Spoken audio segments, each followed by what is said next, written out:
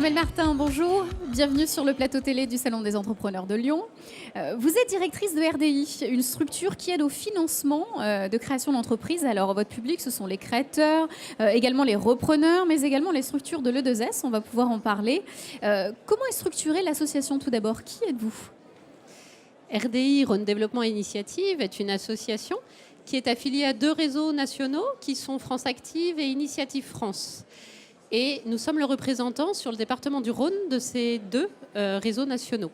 Et de plus en local, sur Lyon, nous sommes également dans le réseau Lyon-Ville de l'entrepreneuriat, LVE. Alors nous sommes une structure d'accompagnement et de financement, mais nous assurons aussi le suivi post-création de tous les entrepreneurs que nous finançons. Et nous nous adressons tout particulièrement à 2 types de porteurs de projets, des entrepreneurs plutôt individuels qui veulent créer, reprendre une entreprise, mais aussi des structures dans le champ de l'économie sociale et solidaire. Alors concrètement, on va parler de la partie finance. Quels sont vos services à destination des porteurs de projets ? Alors, nous proposons un accompagnement pour valider le projet économique, assurer effectivement la viabilité du projet.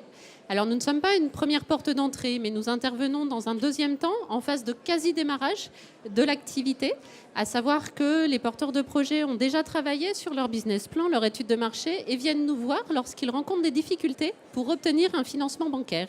Et là, RDI peut faire levier grâce à des outils financiers que sont des prêts à taux zéro et des garanties sur emprunt bancaire pour justement aider le créateur à emprunter dans de bonnes conditions à une banque de manière classique. Donc le conseil, à quel moment venir vous voir précisément parce qu'on est entre deux étapes?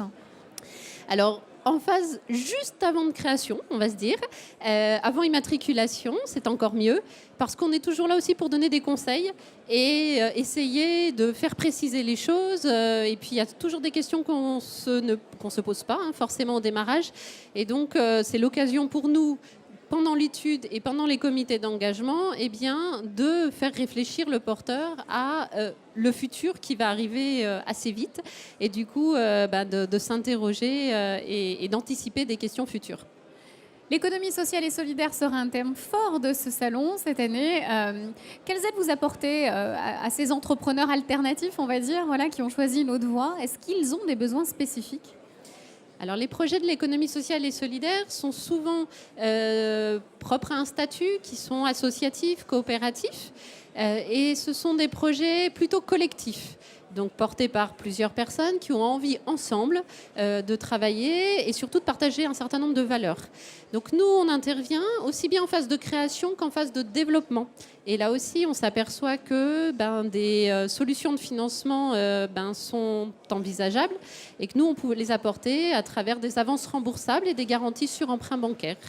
Un dernier point, entreprendre au féminin, c'est aussi l'une de vos spécialités. J'ai noté qu'il y a eu un concours. Le concours, c'était au mois de décembre, qui a révélé plein de nouveaux talents. Donc, initiative au féminin.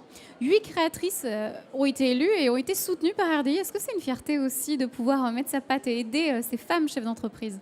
Oui, tout à fait. Le concours Initiative au féminin est organisé depuis 3 ans maintenant par notre coordination régionale et nous contribuons, bien sûr. On demande aux créatrices que nous avons accompagnées de concourir et c'est l'occasion de mettre en avant des femmes chefs d'entreprise qui arrivent à concilier leur vie privée et vie de chef d'entreprise. Et du coup, on en accompagne de plus en plus. C'est vrai que cette année, on doit être à 36% de femmes qui créent leur entreprise, qui sont chefs d'entreprise. Donc c'est vrai qu'on dépasse les statistiques nationales. Habituel, effectivement. Tout à fait. Et je pense que le concours y contribue, puisque c'est l'occasion de faire la promotion et de donner la possibilité à toute personne, y compris les femmes, de créer leur entreprise. Merci d'être venu nous rappeler ce joli chiffre, Armelle Martin. Merci beaucoup pour un développement initiative. Merci.